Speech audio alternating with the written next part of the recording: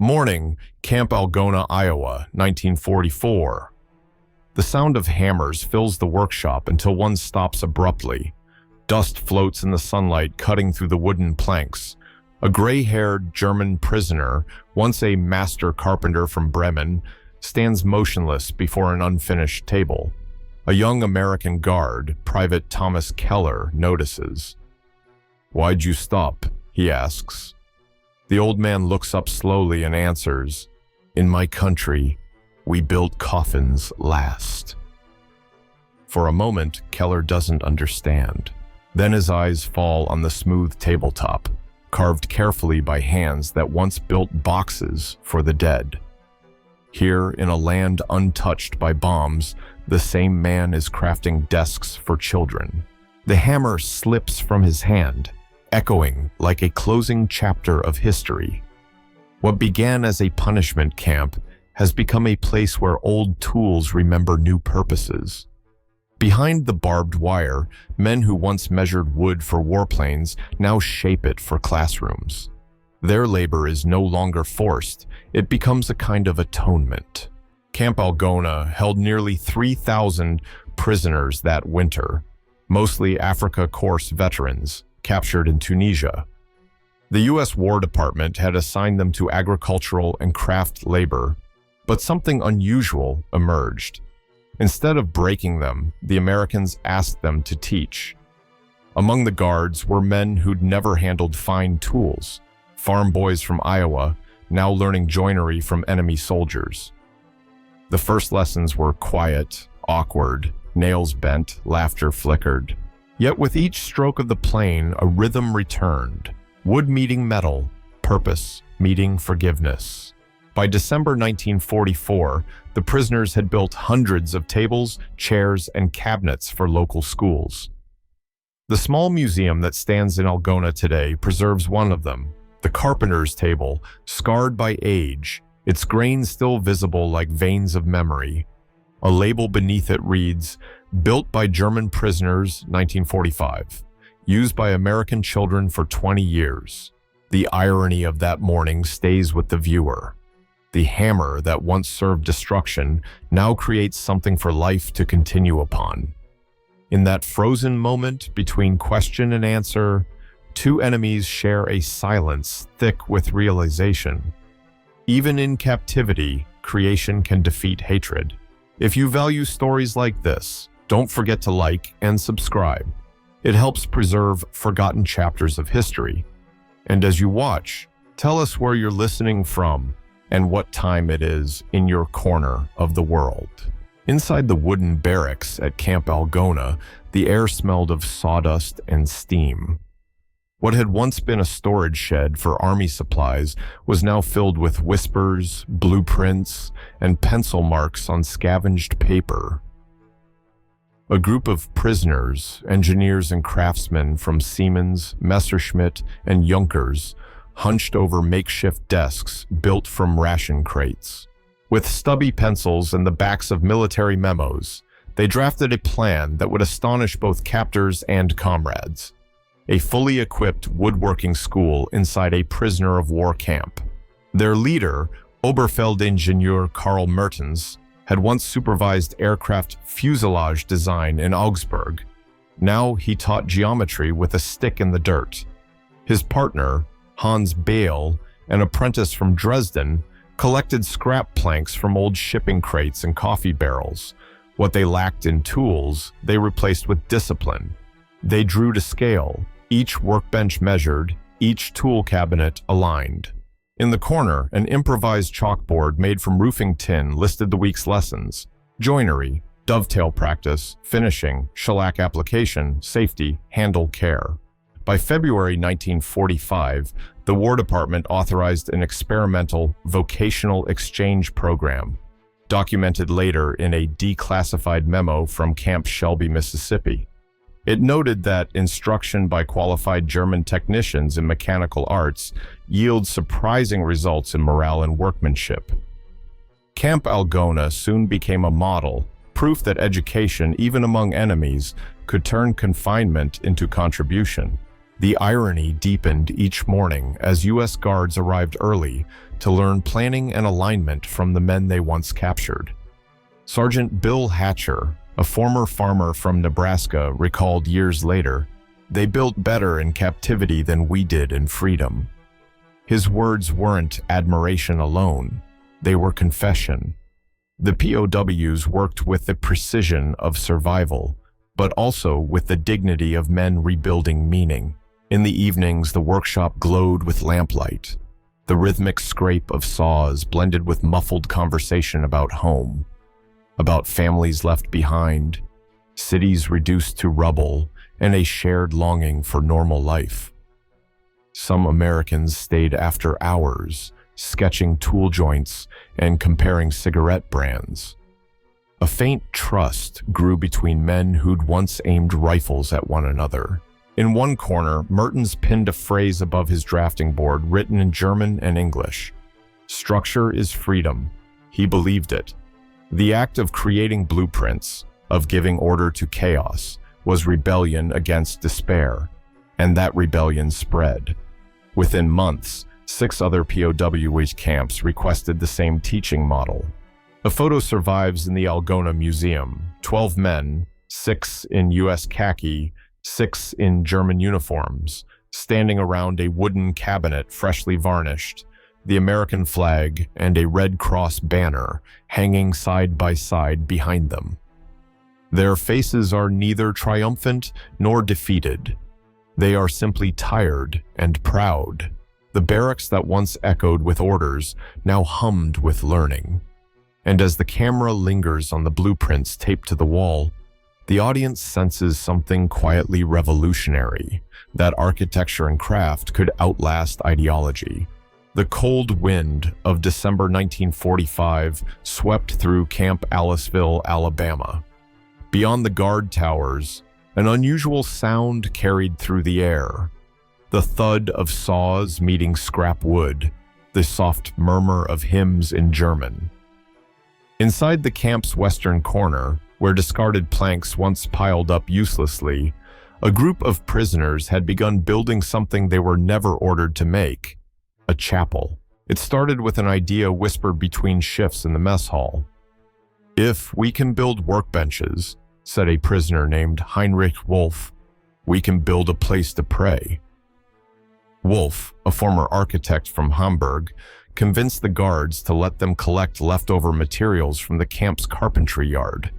Broken doors, cracked crates, splintered beams from demolished storage huts. At first, American officers refused. A chapel for enemy soldiers sounded absurd. But when they saw the prisoners working silently through the rain, turning waste into walls, they relented. Over the following weeks, the chapel rose from the ground like an act of faith itself. Men with numbers stitched on their sleeves carved crosses from fence posts. They built pews from ammunition boxes, planed smooth until the wood shone like silk. Each night, lanterns flickered behind the barbed wire, glowing like the memory of something sacred. One American guard, Corporal James McAllister, recalled later in Stars and Stripes magazine, "We didn't understand why they worked that hard. They didn't even know if they'd ever see home again, but when they sang, we stopped our rounds." He wasn't exaggerating. On Christmas Eve, the prisoners and guards gathered around the small wooden chapel. Its roof leaked, the floor was uneven. Yet when the first notes of Silent Night drifted through the cold air, German voices blending with American ones, something impossible happened. For 3 minutes, war ceased. Photographs from Stars and Stripes, Christmas edition 1945, captured that night. Men in mismatched uniforms, faces lit by candlelight, eyes reflecting something both sorrowful and peaceful. No rifles, no salutes, only the hum of the hymn that had crossed trenches once before in another war. Wolf's chapel was small, barely 6 meters long, 3 wide, but for the men inside, it was vast enough to hold forgiveness. Even the guards entered without weapons that night. Some prisoners carved small angels from leftover pine and placed them on the altar, gifts for the Americans. A single diary entry survived from that night, written by Wolfe himself. "We built it from what was broken, and maybe that is why it feels holy." As dawn rose over Aliceville, the chapel stood quietly against the frost. The camera would linger on the roof, patched with tin, the candles burning low, and the footprints in the snow fading, but in their place, a circle of peace left behind by hands that once destroyed. At Camp Hearn, Texas, the heat pressed heavy over the barracks, the air thick with sawdust and distant cicadas. Along the perimeter fence, where shadows of guard towers stretched like sundials, a young German prisoner named Ernst Vogel worked quietly with a small team. Their task seemed simple: to build benches for the camp yard. But one of them, carved smoother than the rest, was placed deliberately beside the barbed wire. Private Raymond Larkin, a 22-year-old guard from Oklahoma, noticed and frowned. "Why there?" he asked, pointing at the fence that separated prisoners from open fields shimmering with wheat. Vogel didn't look up from his work. He tightened a bolt and finally said, "So we don't forget we are not free, but we can still rest." The quote would survive decades later in the Camp Hearn Oral History Project, 1973. It spoke to something deeper than comfort, a kind of quiet acceptance. Every morning, prisoners sat there with tin mugs of weak coffee, looking through the wire at trucks heading down Highway 6, carrying lumber, fuel, and the ordinary rhythm of free men's lives. The bench became a gathering place. Some came to talk, others came to think.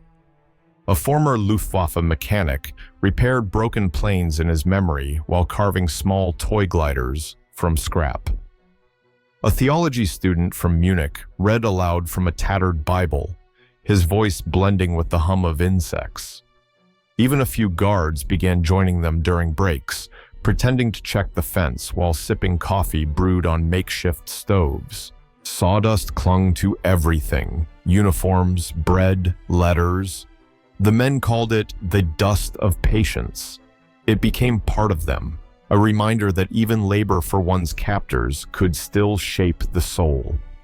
The camp psychologist noted in his 1945 report, "Manual work has produced a calming effect unmatched by propaganda or punishment." At sunset, the bench cast a shadow that seemed to cross the fence itself. Sometimes, when the guards weren't watching, prisoners slipped folded paper cranes or carved initials through the wire, small gestures of acknowledgement between enemies.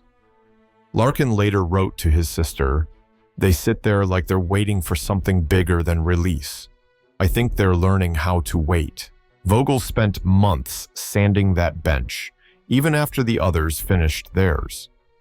The wood, scavenged from shipping crates, bore faint stamps that once read, "U.S. Army Medical Supplies."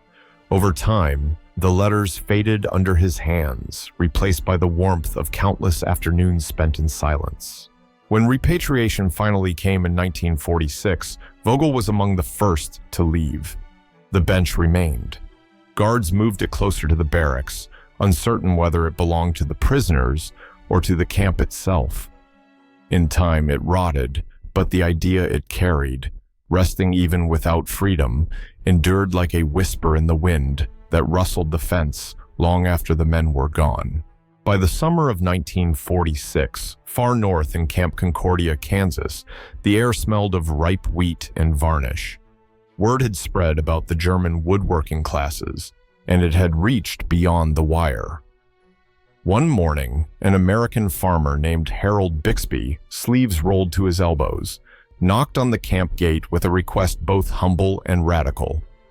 "I'd like to learn how they do it," he said. The guards hesitated. No civilian had ever joined a POW workshop before, but Concordia's commandant, Colonel Frank Lassiter, a man who'd grown tired of orders and paperwork, agreed. "Let him learn," he said. And so, among the rows of benches built by prisoners, a Kansas farmer began taking lessons from his former enemy. His teacher was Otto Braun, a 32-year-old master carpenter from Stuttgart. Before the war, Braun had crafted violin boxes and kitchen furniture. Now, dressed in faded denim, he demonstrated how to balance a saw's rhythm with breath. "Wood doesn't fear the blade," he told Bixby, "only the man who rushes it." The guards laughed at his accent. Bixby didn't. Within a week, he was shaping planks smoother than any in the county. Soon, other locals joined: 3 farmers, a high school shop teacher, and a retired railroad worker. Together with the POWs, they built a small wooden bridge over a creek near the camp and a horse stable for the nearby township. In one of the photographs preserved in the Concordia POW Journal, Farmers and Prisoners Workshop, 1946, Americans and Germans stand shoulder to shoulder, smiling awkwardly under the Kansas sun. There are no rifles in sight, only calloused hands, holding chisels and cups of black coffee. The war had ended, yet something deeper was still being fought: the struggle to unlearn hatred. A diary found years later from Braun recorded a simple entry: "Today, I taught an American how to carve a dovetail joint. He taught me how to trust silence." At night, Bixby brought his wife fresh-made wooden frames and a small toy horse carved by one of the prisoners for his son. "They work with care," she said, as if the wood were watching them. That year, Camp Concordia produced more than 2,000 pieces of furniture: tables, toolboxes, window frames, even violins. Some were sold to local schools, others were gifted to churches. But what mattered most wasn't the output, it was the exchange. The Americans realized these men weren't symbols of the Reich anymore. They were craftsmen stripped of uniforms, trying to prove that creation could be its own kind of freedom. Before the camp closed, Bixby shook Braun's hand and said, "If you ever come back, there's a farm here waiting." Braun smiled, eyes damp. "Maybe one day," he answered. He never did. But the bridge they built together still stood decades later, weathered, silent, carrying the footsteps of people who would never know its story. So tell me, if you were Bixby, would you have stepped into that camp? Would you have trusted the hands that once built for war? In the spring of 1946, as the last months of captivity ticked away, letters began circulating among the POW camps of the Midwest. They traveled folded inside Red Cross envelopes or tucked within shipments of woodcraft bound for local schools. Each carried the same rumor: "They ask us to teach." At first, many dismissed it as fantasy. In some camps, guards still enforced rigid silence, and prisoners doubted any story of kindness. But by June, photographs appeared in small-town papers from Iowa, Kansas, and Texas. Images of German POWs standing beside American officers, smiling faintly beside the furniture they had built together. The legend became fact. Otto Winkler, a sculptor from Dresden imprisoned at Camp McCoy, Wisconsin, read one such article aloud in the barracks. His hands, once steady for marble, now trembled from malnutrition. He whispered, "If they truly trust us, maybe the war ends inside before it ends outside." That night, he carved a tiny wooden bird and placed it on his bunk. Wings spread, head tilted skyward. As the weeks passed, more letters arrived. At Camp Shelby, one guard wrote to his wife, "They don't talk about Hitler anymore. They talk about what kind of finish to use on maple." At Camp Hearn, a former prisoner later recalled, "When they gave us freedom to create, we forgot how to hate." In a country still mourning its dead, these quiet acts went largely unnoticed. Yet within the camps, they spread like sparks across dry ground. Workshops once echoing with suspicion now buzzed with collaboration. Prisoners began signing their creations with initials, not ranks: HM for Heinrich Müller, OB for Otto Braun, as if reclaiming their humanity plank by plank. Some guards feared the sentiment had gone too far.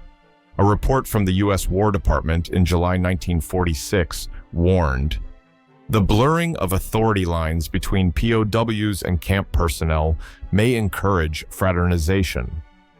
But even bureaucratic caution could not reverse what had already begun. Trust, once given, had multiplied beyond control. In Concordia, farmers returned with handwritten notes of gratitude. In Algona, teachers received new desks carved with hidden German proverbs under the tabletops. Phrases like, "Pieces learned with hands. No one sanded them away." Rumors continued, crossing the Atlantic after repatriation began. Former POWs wrote home describing the workshops, the laughter, the Americans who had asked them to teach. Families in ruins could scarcely believe it. One mother in Hamburg replied simply, "If that is true, then not all victories are cruel." And now, to you watching this, what do you think carries further across generations? The sound of hammers or the echo of forgiveness? Tell me what you believe below. The summer of 1946 drew to an end beneath a sky washed pale by dust and memory. Camp Algona was closing. The fences were coming down, the watchtowers empty. The smell of cut pine lingered where hundreds of men had once worked in silence. For the last time, the German carpenters swept the floor of the workshop. Their benches, planes, and saws, borrowed from the U.S. Army, would stay behind. Among them was Wilhelm Krauss, 60 years old, who had built that first table 2 years earlier when a young guard asked him, "Why'd you stop?" His hands were slower now, his back bent, but his eyes were clear. He had seen war in every form, and in these months of sawdust and splinters, he had witnessed its quiet undoing. Before departure, the commandant invited the town's mayor, school teachers, and a handful of guards for a small ceremony. On display was that same table, the one Krauss and his students had finished back in 1944, the one that began everything. Its corners were nicked, the varnish worn thin, yet the structure stood strong, stubborn against time, like the men who built it. When the call came for the last group of prisoners to board the trucks for repatriation, Krauss limped toward the table, reached out, and rested his palm upon the surface.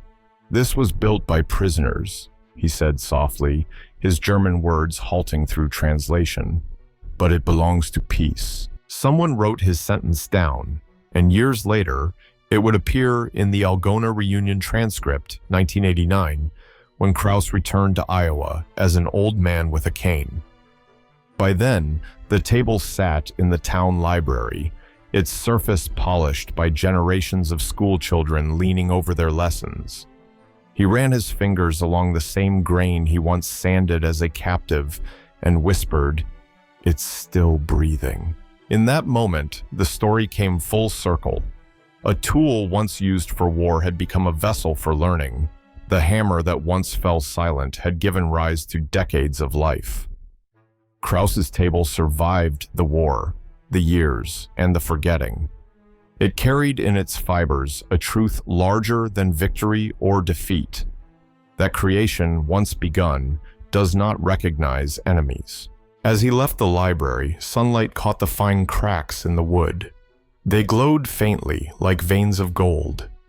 The image stayed long after he walked away. An old man, a table, and the quiet persistence of peace made by hand. What remains when the uniforms fade, when the wire rusts, when the flags are folded away?